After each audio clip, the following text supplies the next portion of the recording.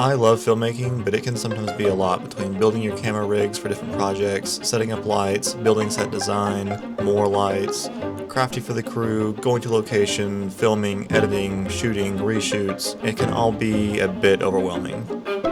But I have an adjacent hobby that goes hand in hand with filmmaking that's easier to approach and keeps me flexing those creative muscles.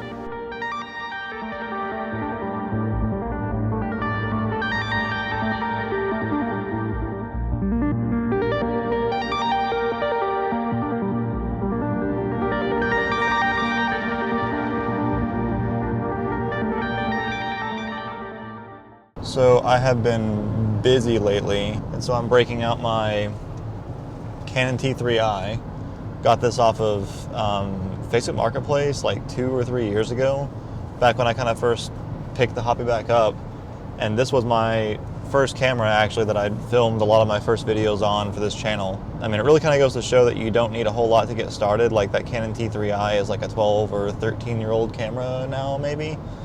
And you know, it's about all that I used for I think 3 or 4 months straight, which kind of got me to a point where I was like, yeah, this hobby's going to stick around for a little bit.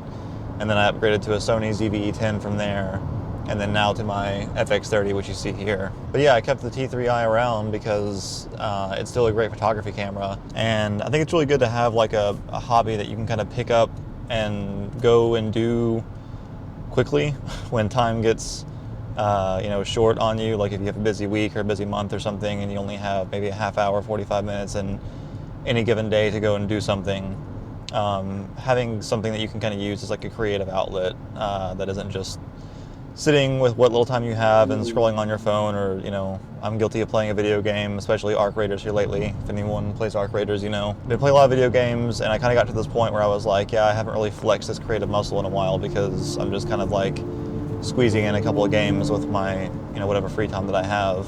So one of my favorite ways to do photography is to kind of just go somewhere where you haven't really been before and take some shots. Like just go on a back road and just kind of get lost for a bit and take some shots and see what happens. And this is one of the things that I kind of fell in love with initially when I first bought this camera to do filmmaking with, is it kind of got me out to see places that I otherwise probably wouldn't have seen. And I think that's pretty cool when you find like, you know, hidden gems in a place that you already live in and you've known for a long time, but just around the corner there could be something brand new. I'm on a really dusty road right now. Because of all this dust, there's a ton of like God rays poking through this tree right here. So I'm trying to kind of capitalize on that. Oh yeah, it's pretty saucy. Also, I don't know what it is about these like kind of brutalist looking telephone poles that we have around the area, but they just look so out of place with like all the nature that we have around here. This is a church actually just down the road from me, and it's right next to a super busy highway, which you can't see because it's behind the camera, so hopefully you can still hear me. And it's always just had this like really eerie quality to it. And I've always wanted to film something here, but I have no idea what it would be. It just seems like a really cool location.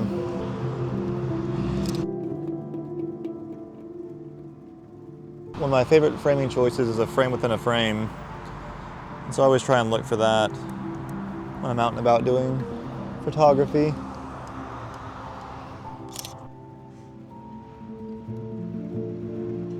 I just found a pretty nice kind of like frame within a frame between these bushes here, or this branch as cars are driving by, and I'm trying to time it to where as the car drives by,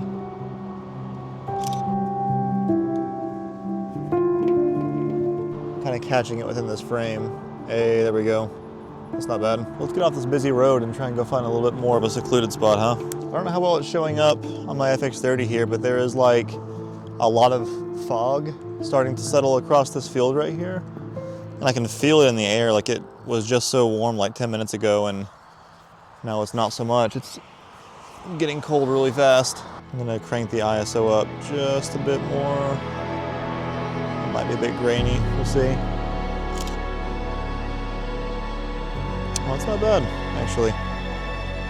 My photography is a work in progress, but the quality of the photograph isn't really the point. For me, the camera opens doorways to new places, new experiences. It's a helping hand that reaches through the fog of the everyday routine and demands that I get out and see the world with what little time I have on it. Thanks for watching.